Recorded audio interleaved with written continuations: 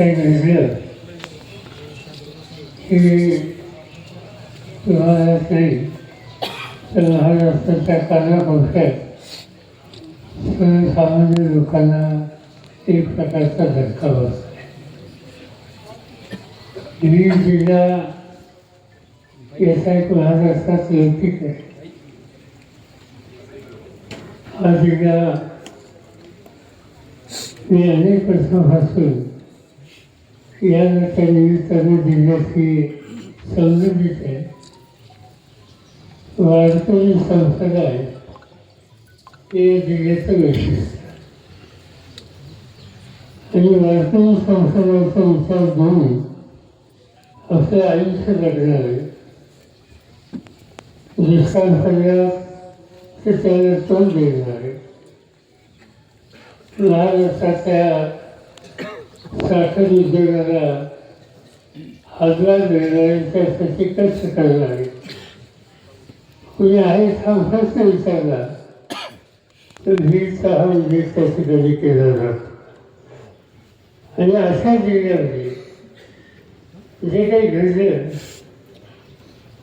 हे कुणाला न फसणारं न सोचणारं अतिशय चमत्कारिक अशा प्रकार. त्या तरुण सरपंचाची हत्या झाली. 15 वर्ष लोकांच्या फाशी मिळालं. त्या पदावर बसण्याचं काम त्यांनी केलं. 15 वर्ष ज्याची निवड झाली त्याचा अर्थ लोकांच्या दैनंदिन सुखदुःखाशी संवाद साधणारा, वादविवादापासून दूर राहणारा असा हा तरुण कर्तव्यात लोकप्रतिनिधी म्हणून तुमच्या गावामध्ये काम करतोय.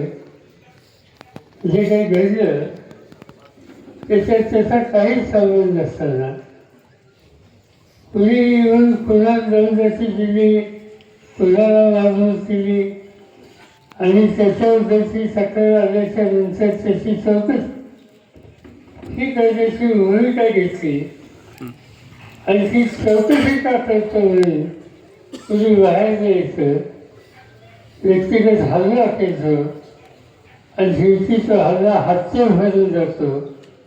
हे चित्र अतिशय गंभीर अशा प्रकारचं आहे. त्याची नोंद ही राज्य आणि केंद्र सरकारने घ्यायलाच लागेल.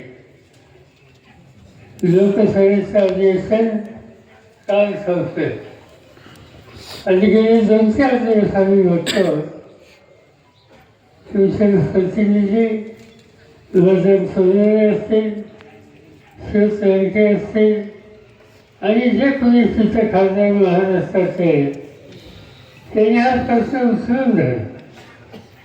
गृहमंत्र्यांना पार्लमेंटमध्ये स्वतः हा प्रश्न त्या ठिकाणी मांडला आणि इथं न्याय द्या या प्रकारचा आग्रह बजरंग सोनवणे आणि त्यांच्या सगळ्या सहकार्याने देशाच्या लोकसभेमध्ये मांडला.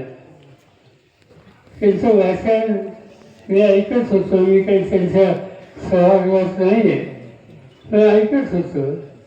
सरळ ते जे काही सांगत होते ते ऐकायच्यानंतर स्थगित झालं. या देशाच्या राज्यात काय चाललंय अशा प्रकारचे प्रश्न नंतर लोक विचारले लागले. हे दुसरं जिथं मांडायला हवं तिथं मांडलं.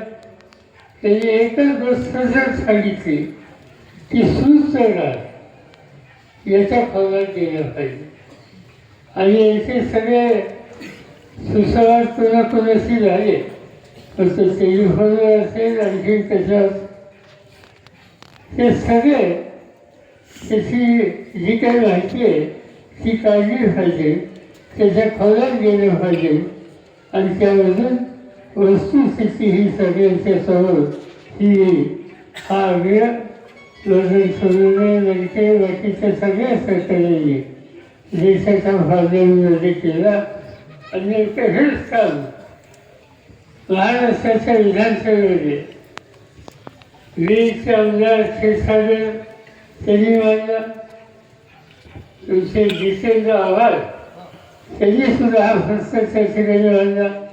त्यांनी हा कधी विचार केला नाही ते कोणत्या समाजाचे आहेत, कोणत्या जातीचे आहेत, हा विचार केला नाही.